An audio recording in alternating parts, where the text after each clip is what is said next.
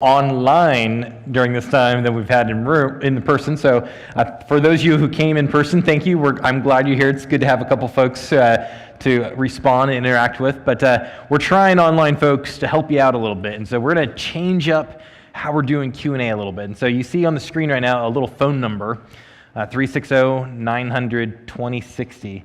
And what's that's going to happen here? Whew, hey.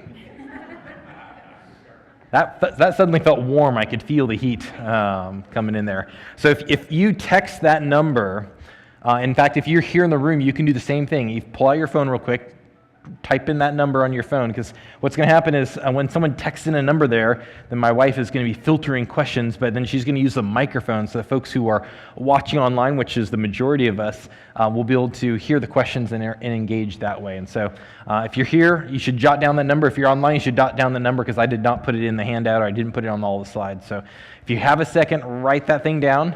Otherwise, you're going to be forced to walk over here and find Carrie and whisper the question to her ear so we can get it on the system. I'm going to pray, and then we'll get going here. Father God, Lord, thank you for this evening. Lord, I pray that you would receive all the honor, the praise, and glory from it. Lord, thank you again that we have the space and ability to meet and to study your word. And we pray this all in Jesus' name. Amen. Hey, Drew reached out to me this morning to ask, hey, can I have an evening off? And so I'm giving him the evening off, which was, I think, maybe divinely orchestrated, because I have a little bit more material today to share than I should have. And so I'm going to need those extra 10 minutes. And so we will still finish on time, but I'm going to take that little bit of time that we had been doing. This evening, I'm quite excited. In fact, if this is one of the talks that I will give, that I will share with folks in the future, because it is, in my opinion, one of the clearest evidences for the authenticity of the scriptures. And so if you're watching online and you have a loved one who is a bit of a skeptic, or if you're here in the room like, hey, I have some friends who are skeptics, this would be one to send someone to go watch it. If you're tuning in here and watching, if you're a skeptic, welcome. You're in the right spot. I did not grow up as a believer. I actually became a believer in college. And this is something I would have wanted to know as an unbeliever, because of just how, whether you want to call it interesting, I would call it compelling, but it is some interesting evidence for the authenticity of the scriptures. And I'm sharing this tonight as a way to put things together. We've been talking about the book of Revelation here for the last couple of weeks. And here's the kind of the timeline, kind of up to date where we've been doing. We start off with a little prologue. We talked about the 7 churches. Last week we talked about how the church was brought up into heaven via a rapture. And then it goes into this long series of visions and images about the tribulation. And there's a whole bunch of images and symbology that's used throughout that entire section that is not very easy for us to understand. Let me give you a couple hints of some of these things. Talks about Revelation chapter 6, this great day of their wrath, this great tribulation. It's not defined in Revelation. We have to know some things to understand what those are. Revelation 11 talks about they who will trample the holy city for 42 months. What's so significant about the 42 months? It doesn't say in Revelation. You have to have that from Daniel. In Revelation 13, it talks about the beast coming up out of the sea having 10 horns and 7 heads. What's all this stuff about? And it's really easy to take a book like the Bible and assume that it's just all crazy. Like, hey, these people are just making stuff up, and they're writing in such symbolic language that it doesn't actually mean anything. And that's how a lot of folks, especially unbelievers, would approach the Bible. Like, hey, this is just full of crazy stuff.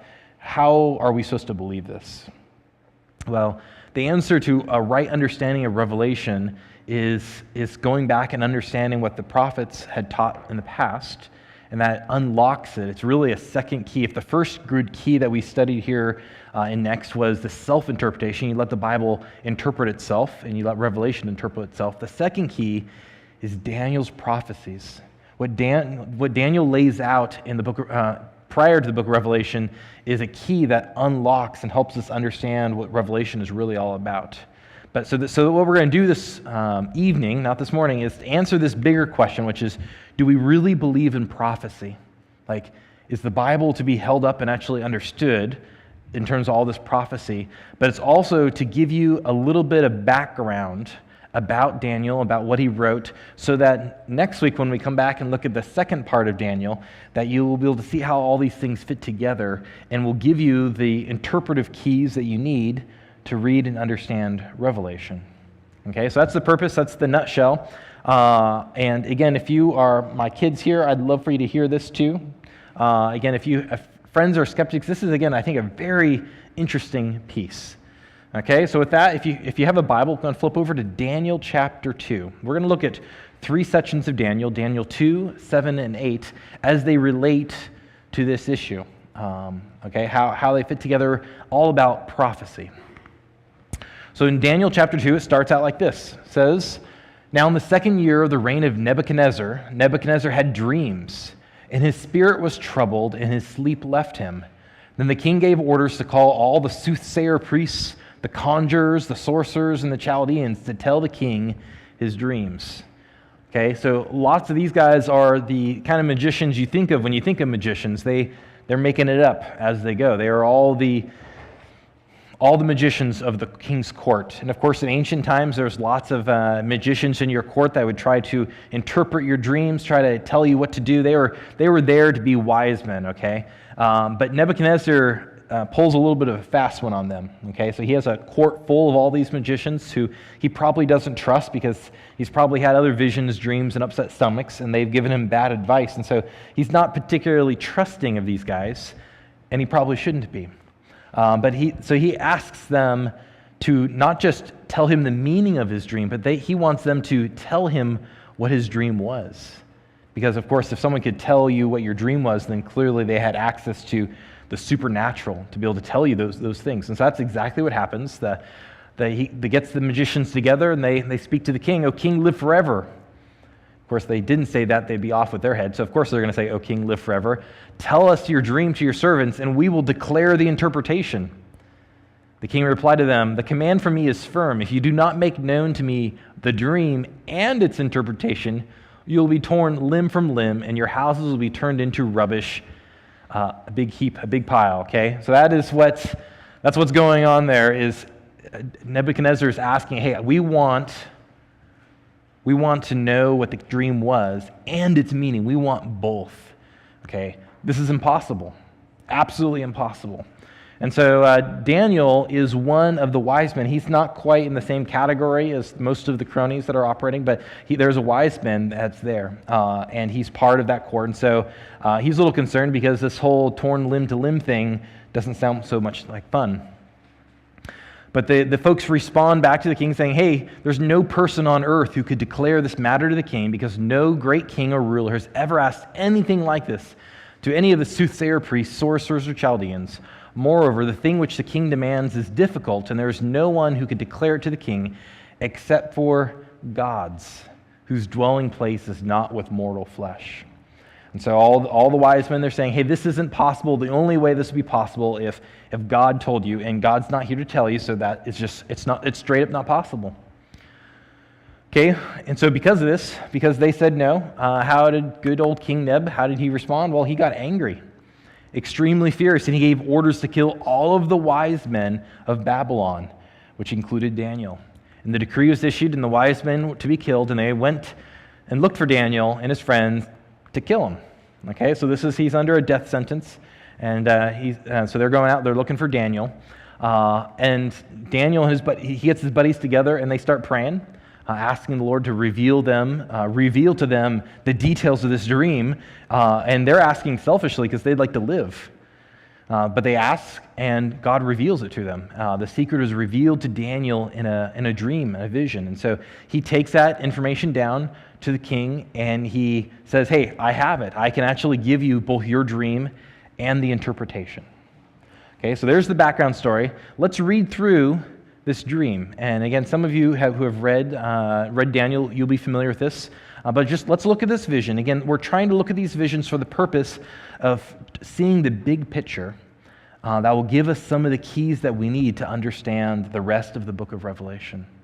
Okay, so here's the dream that Nebuchadnezzar had that God revealed to Daniel so they could understand and to save his life. Daniel says, "You, O king, were watching, and behold, there was a great single statue That statue that was large and of extraordinary radiance. It was standing in front of you, and its appearance was awesome. The head of the statue was made of fine gold, its chest and arms of silver, its belly, its thighs of bronze, its legs of iron, and its feet partly of iron and partly of clay, mixed up. You continued watching until a stone that was broken off without hands, and it struck the statue from its feet of the iron and clay, and it crushed them. Then the iron, the clay, the bronze, the silver, and the gold were all crushed into pieces at the same time, and they were like chaff, which is the part of the wheat that gets blown away. It was blown away from the summer threshing floors, like the wind carried them away, so not a trace of them were found. But the stone that stuck the statue became a great mountain and filled the entire earth. This was the dream, and now we will tell you the interpretation before the king. So at this point, Nebuchadnezzar's already, his mind is blown because he has just been told the dream, which everyone said, hey, it's not even possible unless the gods are involved. So Nebuchadnezzar has had this dream told to him. And now Daniel's going to go on and explain what the dream means. And this is, again, the same principle of self-interpretation. The Bible here is explaining the significance. And it happens in Daniel 3 different times. That starts, once you have enough of that explanation, allows us to then look at other things that are not explained because they're in the same symbology is used later on. Okay, so here's the interpretation. You, O king, are the king of kings, to whom the God of heaven has given the kingdom, the power, the strength, and the honor. Whereas the sons of mankind live, or the animals of the field, or the birds of the sky, he has handed them over to you and made you the ruler of them all. You are the head of gold. Okay, and so I gave you kind of some imagery there, but that head of gold represents Nebuchadnezzar, or Babylon, that nation. It was the first great empire like his. And so that's who he is, and God has put him in that position. But Daniel goes on to explain the rest of the statue. He says, and after you there will be another kingdom which will arise that's inferior to you. And then another of the kingdom of bronze which will rule over all the earth. And then there will be a fourth kingdom as strong as iron, just as iron smashes and crushes everything. So that as iron crushes, it will smash and crush all of these things. And you saw that the feet and the toes, partly of potter's clay and partly of iron, and it will be a divided kingdom. But it will have within it some of the toughness of iron, so that you saw the iron mixed with common clay, just so as the toes and feet were of partly of iron and partly of pottery. So some of the kingdom will be strong, and part of it will be fragile. And that you saw the iron mixed with the common clay, they will combine with one another in their descendants, but they will not adhere to one another, just as iron does not combine with pottery. Okay? Big, long dream there. Lots of interpretation. The one concrete piece that's explained is Nebuchadnezzar. That king, the head of gold, is him.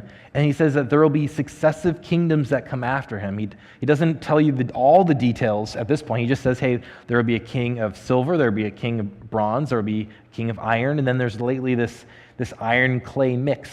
And the further along we get, the more confusing those images become. But that's the first dream that Daniel interprets that is one of three similar visions. Okay, this is the one that Nebuchadnezzar has in chapter 2. Okay, and so I'm going to give you a little spoiler alert here. Okay, the silver part represents the Medo-Persian Empire, Cyrus the Great. The bronze represents the Greek Empire, originally founded by Alexander the Great. The iron legs, the two sides, are the Eastern and Western Roman Empire. And the last group, the mixed clay and iron, we haven't seen yet. It's like a revived Roman Empire. Most folks assume that it's Europe, which that would be how I would assign it to, that, hey, that's something connected to Europe. So that's a little spoiler alert, but you say, Jeremy, how do you say that? Why do you make that claim? And to answer that, you have to come look at the next set of visions that Daniel has. That one was Nebuchadnezzar's vision. Now, in Daniel chapter 7, Daniel gets a vision from the Lord, again, concerning these nations, concerning the timeline, concerning history. And again, these are the keys that we need eventually when we get back to Revelation. So let's take a look at this vision as well. Okay, so Daniel chapter 7. Again, if you have a Bible, jump on over there. Here, we'll just read through and talk through these visions. And again, I'm sharing this, trying to this evening is all kind of background that we need to answer the things. And the question about why do we even believe this in the first place We'll get to that if you stay with me for just a little bit as we summarize this at the end. So in the first year of Belshazzar, king of Babylon, Daniel saw a dream and had visions in his mind as he lay in bed, and he wrote the dream down and told the following summary of it. Okay? What's so fascinating about that statement there is for the past couple thousand years, we could find no record of Belshazzar in the history books. And it's so interesting, the Medes, the Persians, the Babylonians, all these guys stamped out tons and tons of records of all the kings and all the things they did. They have all these records. We could never find this guy until this last century. In the last 40, 50 years, we finally found some tablets that said, oh, this was another name for another guy, that they had two different names, but they actually found ancient artifacts with this guy's name on, and so it verified this. It's fascinating. For the longest time, they couldn't find it, and so everyone assumed that, oh, the Bible must not have been accurate, but lo and behold, they finally found it, and indeed, he was the king at the right period of time that would have matched exactly what was going on. It's an amazing bit of evidence for the authenticity of Daniel, because the rest of the record, all the rest of the records only ever used that other name. Okay, so that's Belshazzar, but Daniel said, I was looking at my vision at night, and behold, the four winds of heaven were stirring up the great sea, and the four great beasts were coming up out of the sea, different from one another. The first was like a lion, but had the wings of an eagle. I kept looking at its wings, and they were plucked, and it was lifted up from the ground and set on 2 feet like a man, and a human mind was given to it. And behold, another beast, a second one, resembling a bear. It was raised up on one side, and 3 ribs were in its mouth, between its teeth. And they said to this, arise, devour much meat. And after I kept looking, behold, another one like a leopard, which had on its 4 wings of a bird. The beast also had 4 heads, and dominion was given to it. After this, I kept looking in the night visions, and behold, a 4th beast, dreadful and terrible and extremely strong. It had 4 iron teeth. It devoured, it crushed, and trampled down the remainder with its feet, and it was different from all the other beasts that were before it, and it had 10 horns. While I was thinking about the horns, behold, another horn, a little one, came up among them, and 3 of the previous horns were plucked out before it. And behold, this horn possessed eyes like human eyes, and a mouth uttering great boasts. As for me, Daniel, my spirit was distressed within me, and the visions of my mind kept alarming me. I approached one who was standing by and began requesting of the exact meaning of all this. So he told me and made known to me the interpretation of these things. These great beasts, which are 4 in number, are the 4 kings that will arise on the earth. But the saints of the highest one will receive the kingdom and take possession of the kingdom forever, for all ages to come. Okay, so there's some explanation, like, hey, these are the 4 kingdoms, and they're the same 4 kingdoms that Nebuchadnezzar saw, but now seeing them from a different perspective. Rather from being a human perspective, God is showing them to Daniel from God's perspective, that these beasts, these nations, they're not in control. They're ravaging, destroying things around them. And so again, the lion with the wings is Babylon. The bear is Persia. The cheetah is Greece, and the beast is Rome. And out of the beast comes these 10 crowns, and that you can devour one of these horns, all these things, and that it's a little bit different of exactly what that looks like.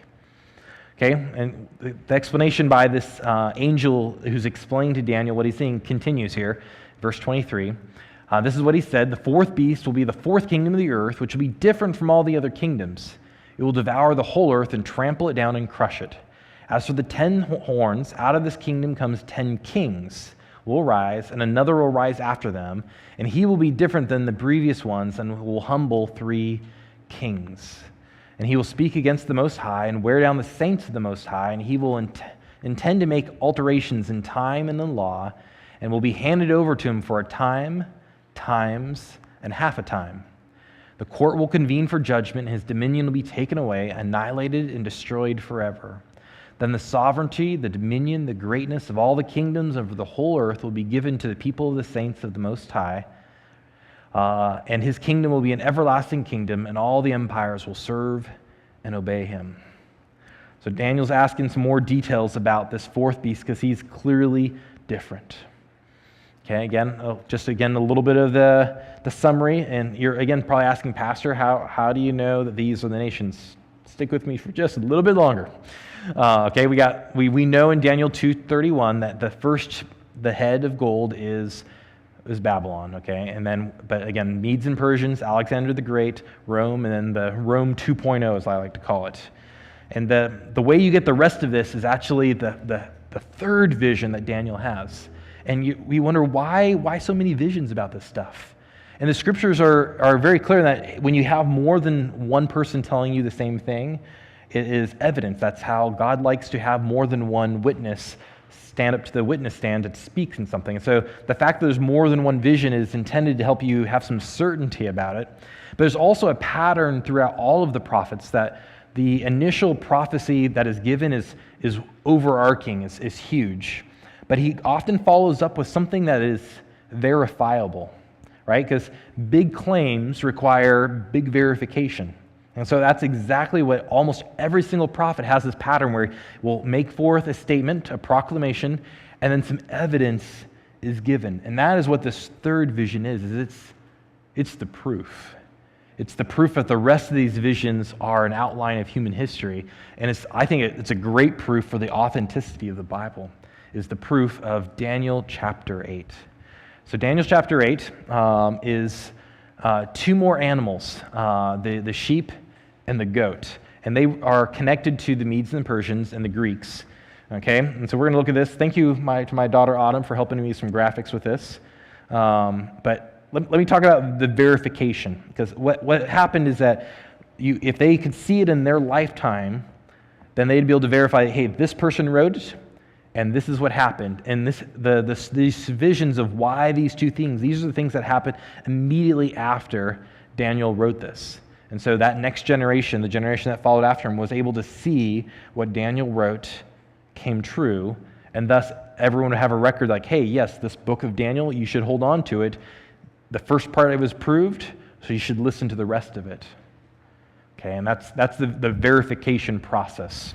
So let's take a look at this evidence here and see if you're convinced that Daniel knew what he was doing and that God authenticated it. Okay, so again, Daniel chapter 8, flip over there, starting in verse 1. In the third year of Belshazzar, so this is 2 years after the vision we just saw, a vision appeared to me, Daniel, subsequent to the one which appeared to me previously. I looked at the vision. While I was looking, I was in the citadel of Susa, which is in the province of Elam, and I looked at the vision, and I myself was beside the Ulai Canal. And these little details are really important.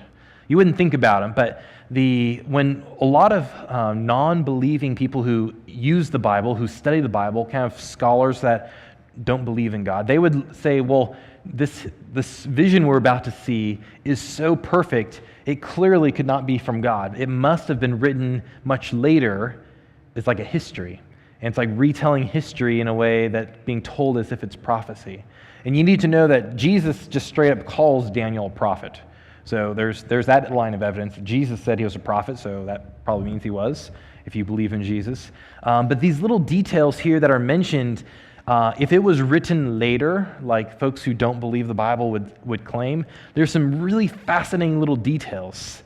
It talks about the citadel of Susa, the capital that was in the province of Elam. When you go back to the time that it was supposedly written by Daniel in the 6th century, indeed, Susa was in the province of Elam. But later on in history, that province shrunk and they reassigned it so that the capital city was actually in a different province. And so if it was written much later, they were spot on great historians because they nailed these little geographic details that if it was truly written hundreds of years later, they probably wouldn't have even known those details. So these little details about where it was written actually serve to authenticate that it was indeed written when it was claimed to be written. And we'll look at some more evidences for that, but these little details serve internally to authenticate that, hey, yes, it was written back when Susa was in the province of Elam, which was before the events that it describes take place. Okay, so here's how it starts. in verse 15, when Daniel had seen the vision, he sought to understand it, and behold, standing before me was one who looked like a man. It was an angel, or some sort of angelic being. And I heard the voice of the man on the banks of the Ulai, and he called out, saying, Gabriel, explain the vision to this man. So he came near to where I was standing, and when he came, I was frightened and fell on my face. And he said to me, Son of man, understand the vision which pertains to the end of times. Okay, and so the angel's coming and is explaining it. So what I'm going to do here is I'm going to show the vision in two chunks here on the screen. I'm going to show the original part that's uninterpreted, and then I'm going to show you the angel's interpretation right next to it so you can see the bits and pieces. If we tried to read the whole thing, it'd be kind of confusing. But we're going to look at each piece side by side. And then I'm going to show you a little bit of history of how the history books would explain this. If you go pull a Western Civ book from your college class, you'll recognize some of these names and these details because they're proved out in history. Okay, so let's start with the first guy here. The first thing is the the ram. So this is the vision as Daniel saw it. I raised my eyes and looked, and behold, a ram which had two horns was standing in front of the canal. Now the two horns were long, but one was longer than the other, and the longer one was coming up last. I saw the ram butting westward and northward and southward, and no other beast could withstand him, nor was anyone to rescue him from his power. He did as he pleased and made himself great. This is Cyrus the Great. He was followed by Xerxes and Artaxerxes, if you remember that from your Western Civ class. This is how the angel interprets this section. He says, the ram you saw, the two horns, represents the kings of Media and Persia. And the significance is Media came first. They were a smaller nation. Persia ended up taking over the two, and they were the larger of the nation. So the two horns, two different sizes. The Persians were larger than the Medians. But here the angel's just straight up saying, hey, it's the Medo-Persians. That's who this beast represents. This is what the ram represents. And if you look at the historical map of where and this map is on your handout on the back there, of the area they took over, when they took this over, this was the largest human empire that had ever existed. So when they took over Babylon, they had more land than anything. And so that whole description of northward, eastward, south, they took over everything. They took over everything. And so that was Cyrus the Great. That represents the ram in the story. And that happened in 550 BC, 50 years after Daniel wrote this prophecy. 2.1 million square miles conquered by foot soldiers. Okay. So that was the first part of it, was the ram. It's interesting, but nothing compared to this next one. The Greeks one just blows my mind every time I study this. So this is the vision that is given to Daniel. While I was observing, behold, a male goat was coming up from the west over the surface of the whole earth without touching the ground. The goat had a prominent horn between his eyes. Okay, and that's a way of saying that he rapidly took over the world, and that was Alexander the Great. He totally took over 15 years. The entire world with foot soldiers in 15 years. It's unbelievable. But again, the angel explains the shaggy goat represents the kingdom of Greece, and the large horn is between his eyes is the first king. The first king meaning Alexander the Great. And I don't know if how many of you guys have studied Alexander the Great. What's the great tragedy of Alexander the Great? Anyone know? He died very young. He took over the entire world in 15 years and then died. He had one kid who was not yet born when he died. There was a short period of time afterwards where they tried to figure out who was going to take over, and it got real messy. And Daniel mentions that in advance. Check this out. So there's Alexander the Great.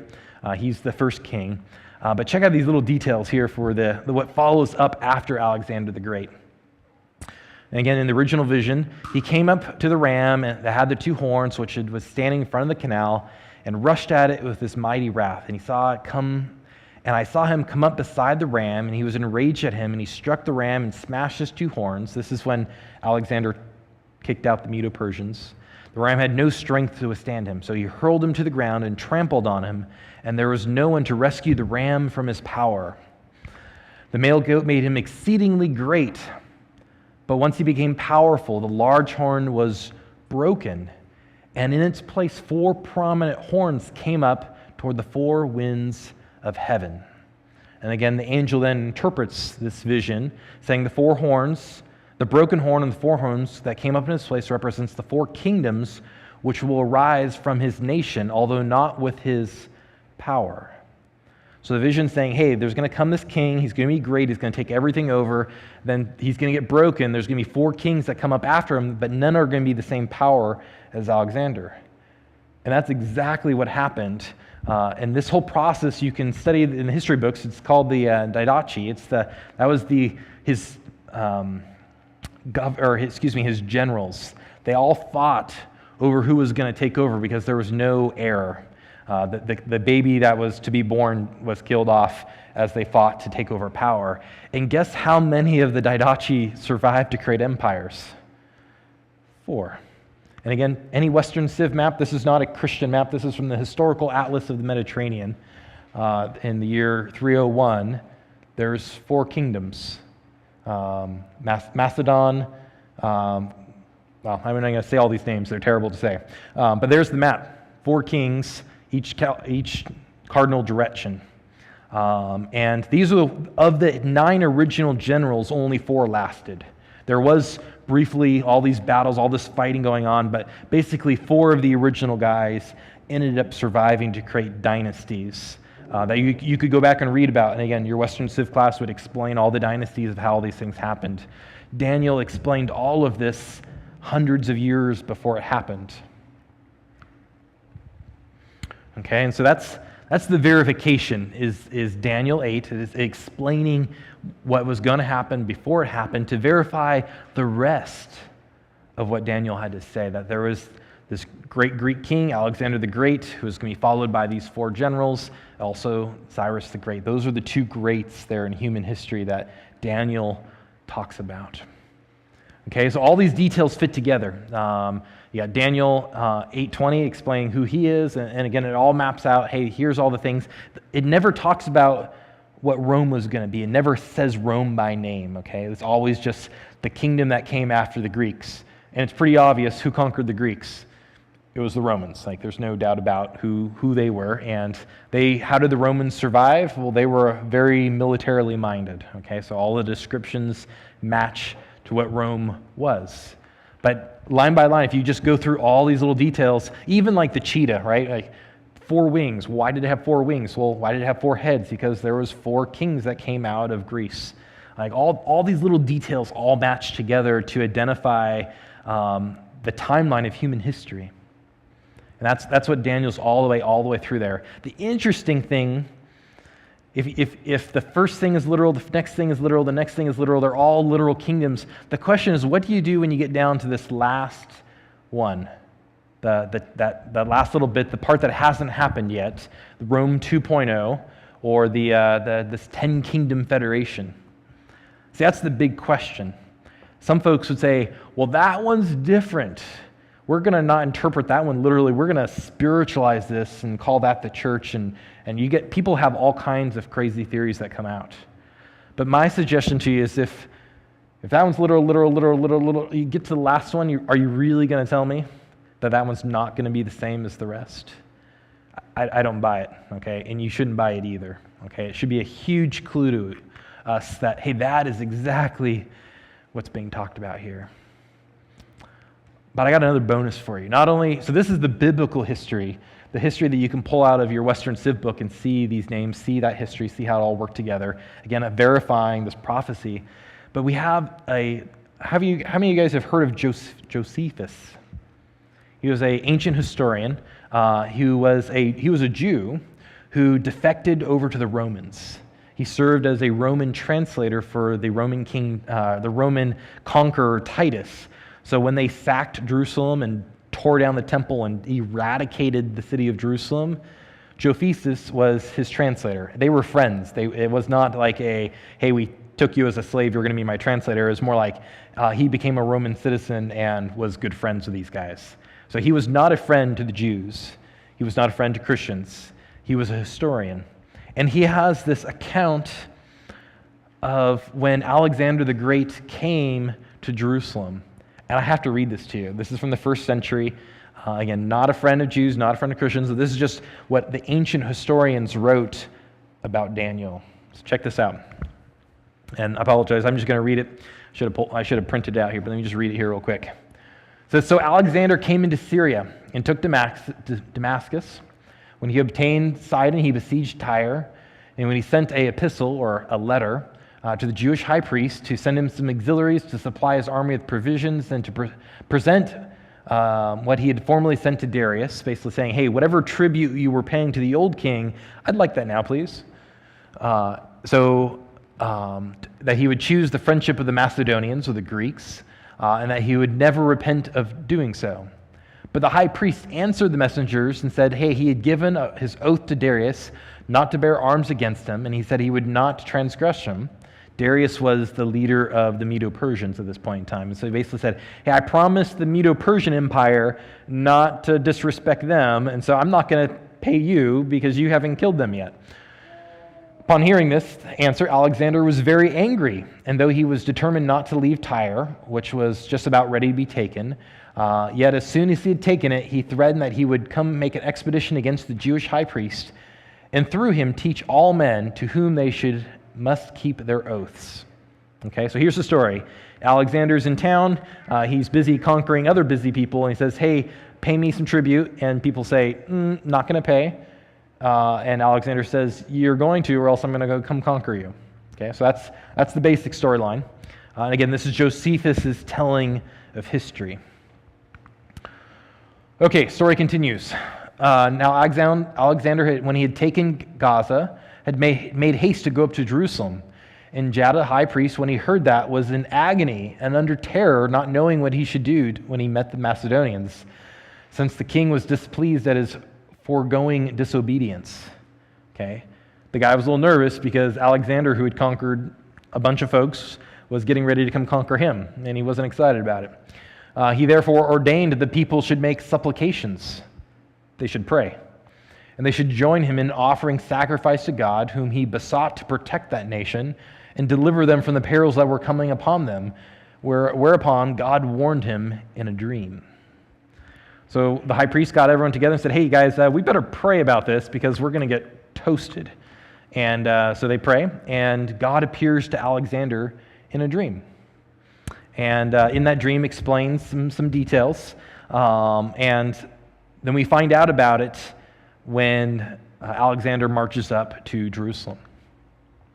When he understood that he was not far from the city, he went out with the procession. This is the high priest, with the priest to the multitude of the citizens. For Alexander, when he saw the multitude at a distance in white garments, while the priest stood clothed in fine linen, and the high priest in purple and scarlet clothing, with his mitre on his head, having the golden plate whereupon the name of God was engraved. He had the traditional high priestly garb on. He approached by himself and adored that name and first saluted the high priest. Like, what? What did Alexander just do? He just paid homage to the high priest who had just previously insulted him by not sending tribute. Alexander, tell us, why did you do this? The Jews did all together with one voice salute Alexander and encompass him about. Whereupon the king of Syria and the rest were surprised at what Alexander had done and supposed him disordered in his mind. The rest of the people who Alexander had conquered, sometimes when you conquered a king, you towed them around with you so that when you got someplace, you could say, hey, here's your old king. He now works for me. You tell them what to do because you're working for me. So that's how the ancients kept their kings around for a little while. They all thought that Alexander had lost his mind.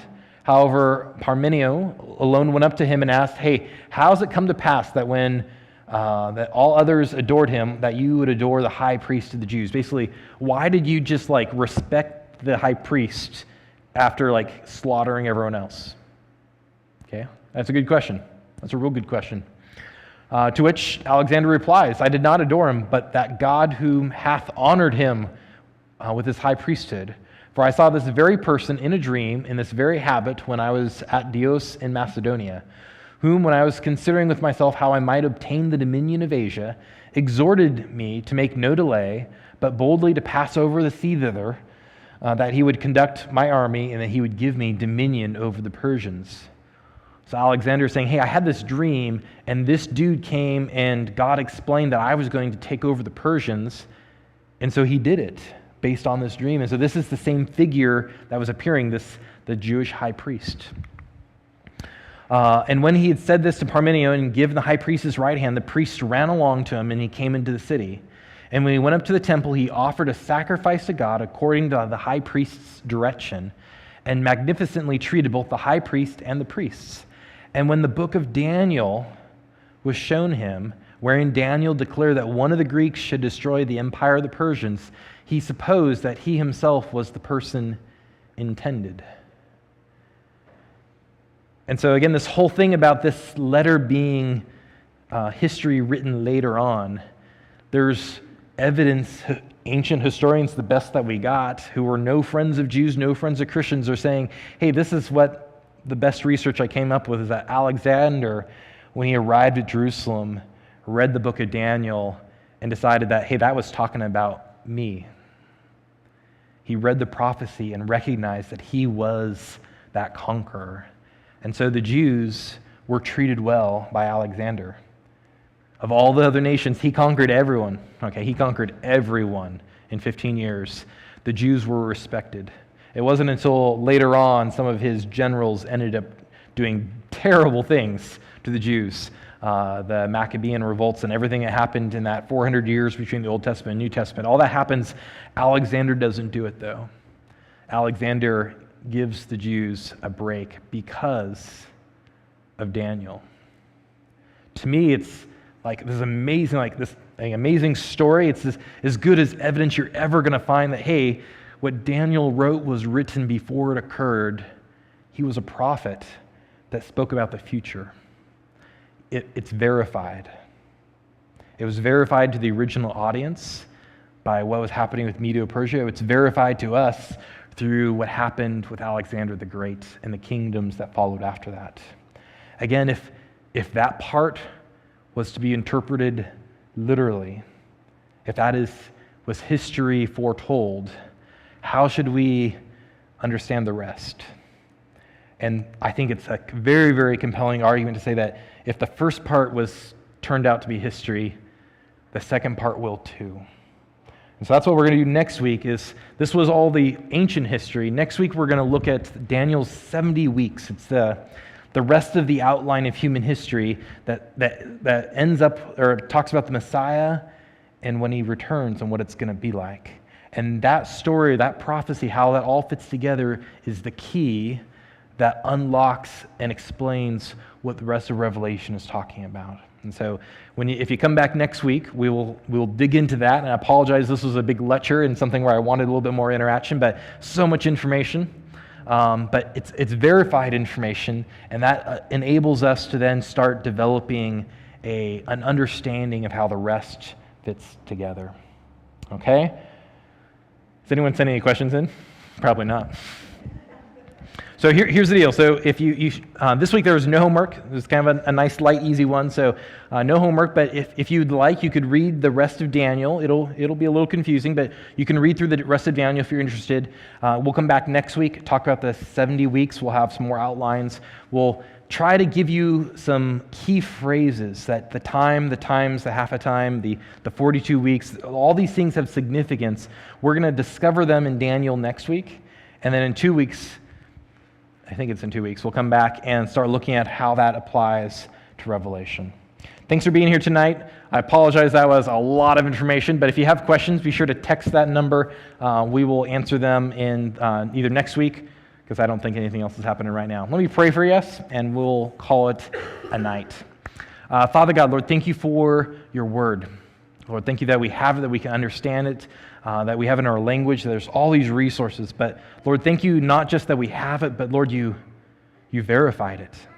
That you've given us evidence that it is trustworthy, that's reliable. And Lord, I pray that we would recognize that Lord, your word is truth. And Lord, that knowing that, Lord, that we would then model our lives based on that truth. Lord, that we would live for you. Lord Jesus, thank you again for this time, for this space to be able to meet. Lord, I pray that you would keep everyone here Lord, that you'd weave all these ideas and thoughts together as we study this amazing book of Revelation. Lord, we love you and praise you in Jesus' name. Amen. Thanks for being here tonight. Thanks for online folks, the majority of my crowd tonight. Again, if you have questions, text us. Otherwise, we'll see you back here next week.